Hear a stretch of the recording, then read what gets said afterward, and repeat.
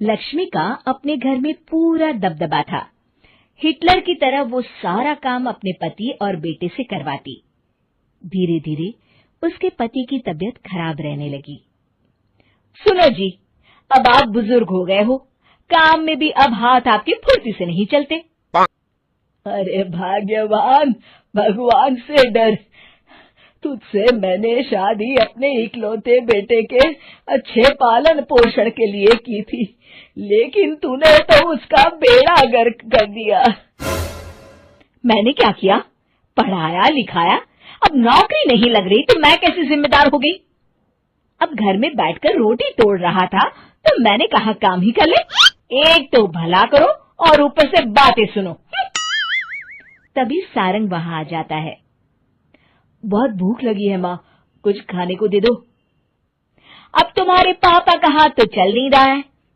मैं ही जा रही हूँ आज किचन में, बनाती हूँ कुछ।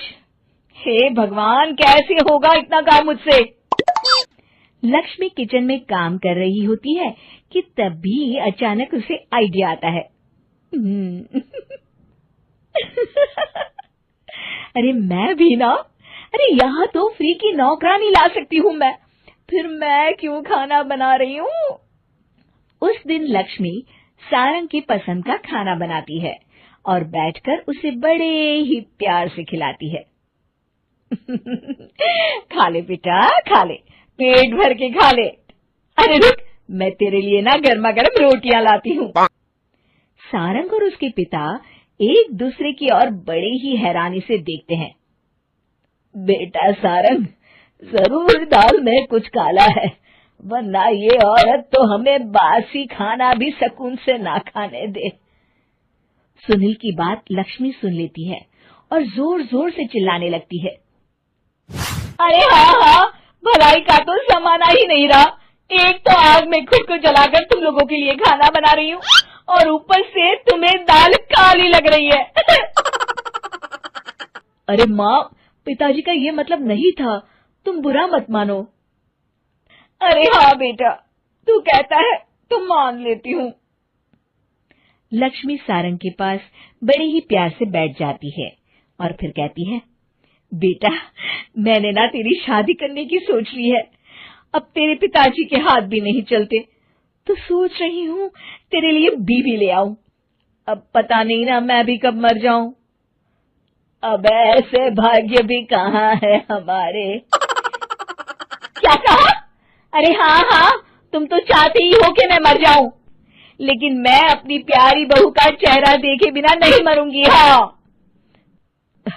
माँ, शादी तो मैं कर लूं, लेकिन मैं नौकरी नहीं करता, फिर कोई क्यों देगा मुझे अपनी बेटी?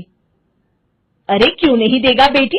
इतना बड़ा घर, खेल खलियान है, किस चीज की कमी है हमारे पास? जो आएगी राज करेगी, राज। हम तो ना कर पाए राज, ये बोलो कि एक और नौकर तुम्हारे पास आ जाएगा। मैं कहती हूँ चुप हो जाओ। अरे खुद के घर का खाना बनाएगी तो क्या नौकरानी हो जाएगी? अब तुमसे तो किचन का काम होता नहीं, तो कोई तो करेगा ना। ठीक है माँ, तुम जैसा सही समझो बस। अब मेरी एक शर्त है, लड़की जो भी हो वो दिखने में कैसी भी हो या कहीं की भी हो, बस पढ़ी लिखी होनी चाहिए। अरे हाँ, ला देंगे पढ़ी लिखी बेटा, मैंने कौन सा काम करवाना है उससे। हाँ। और फिर एक दिन पास के गांव की ही रति से सारंग की शादी हो जाती है। रति दिखने में बहुत ही सुंदर थी, साथ ही साथ काफी पढ़ी लिखी थी। रति को लक्ष्मी के सौतेले होने की बात पता नहीं थी। शुरू में जब रति ने सारंग को घर का काम करते देखा तो हैरान रह गई। अरे ये तो अच्छी बात है कि आप घर का काम करते हैं, लेकिन मैं तो घर में ही हूं ना, आप क्यों कर रहे हैं जी? जाइए, आप नौकरी के लिए अप्लाई कीजिए ना। तभी लक्ष्मी वहां आ जाती है। अरे रति बहू, करने दे उसे काम। और हाँ, मेरे घर के कुछ नियम है, कायदे हैं, यहाँ बीच में ना ही बोलो तो तुम्हारे लिए अच्छा होगा। रति को लक्ष्मी की बात कुछ अजीब सी लगती है। वो समझ नहीं पाती है कि वो ऐसा व्यवहार क्यों कर रही है, लेकिन उसे लक्ष्मी के सौतेले होने के बारे में कुछ पता नहीं चलता है। फिर एक दिन तो हद ही हो जाती है। इस कहानी के पहले भाग में आपने देखा कि कैसे रति की शादी एक ऐसे घर में हो जाती है जहां उसकी सास सौतेली होती है और वो पूरे घर वालों को अपने इशारों पर नचाती है। रति छत से सूखे कपड़े उतार कर ले जा रही थी कि तभी उसकी नजर लक्ष्मी पर पड़ती है, जो किसी तरह चोरी से सुनील की अलमारी खोलने की कोशिश कर रही होती है। अरे, ये माँ जी को क्या हो गया? चोरों जैसे क्यों आप मेरी अलमारी खोल रही हैं माँ जी? आपको क्या चाहिए मुझे बताइए। अरे वाह, क्या चाहिए मुझे बताइए। अरे मैं इस घर की मालकिन हूँ, पूरा घर मेरे इशारों पर नाचता है और तुम्हें बताऊं कि मुझे क्या चाहिए? हट यहां से। और वो उसे जोर से धक्का देती है। जैसे ही लक्ष्मी रति को धक्का देती है, उसके सर पर चोट लग जाती है और वो बेहोश होकर गिर जाती है। रति के आसपास पूरा परिवार खड़ा रहता है। डॉक्टर जैसे ही उसे देखकर जाता है, रति को होश आता है। अरे बेटा, तुम दूर क्यों खड़े हो? मेरे पास आओ, मैं तुम्हारी माँ हूँ, कमला। रति के मुंह से लक्ष्मी सारंग की माँ का नाम सुनती है तो हैरान सी रह जाती है। क्या बोला रति बहू? चुप कर डायन, तूने मेरे पति और बेटे का हाल बेहाल कर दिया। अब तू मेरी बहू को भी गुलाम बनाना चाहती है? रुक, अभी मजा चखाती हूँ। ये कहकर जैसे उसे पकड़ने की कोशिश करती है, लक्ष्मी वहां से भाग जाती है। लक्ष्मी के जाने के बाद रति अपने ससुर और पति की तरफ देखकर मुस्कुरा देती है। दोनों समझ जाते हैं कि ये रति की चाल है। अगली सुबह लक्ष्मी का पति खाना लेकर खेत में जाने के लिए निकल ही रहा होता है कि लक्ष्मी उसे रोक देती है। अरे कहाँ चल दिए खाना लेकर? आज घर का काम कौन करेगा? तभी पीछे से रति आ जाती है और जोर से चिल्लाती है। कौन इनको काम पर जाने से रोक रहा है? मैं अभी उसे मजा चखाती हूँ। जैसे ही रति लक्ष्मी की तरफ बढ़ती है, लक्ष्मी घबरा जाती है। मैं तो मजाक कर रही थी बहन।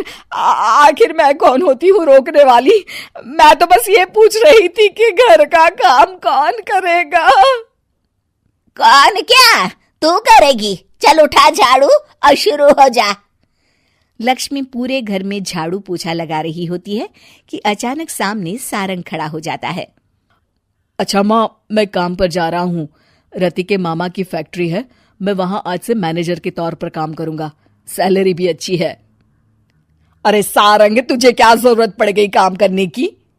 और बेटा तू बाहर काम करेगा तो इस बड़े से घर को मैं कैसे संभालूंगी?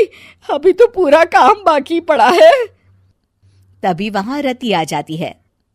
अरे बेटा सारंग, जा, नौकरी पे जा रहा है ना, जा। और हाँ, आते वक्त घर के लिए सब्जियां ले आना। ये लक्ष्मी बैठी बैठी मोटी हो रही है, जरा काम भी तो कर ले। सारंग के जाने के बाद, अच्छा लक्ष्मी, सुन जरा यहाँ।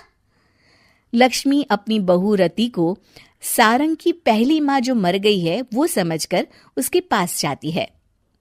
अरे बहन, ऐसा क्या हो गया जो तुम्हें वापस आना पड़ा?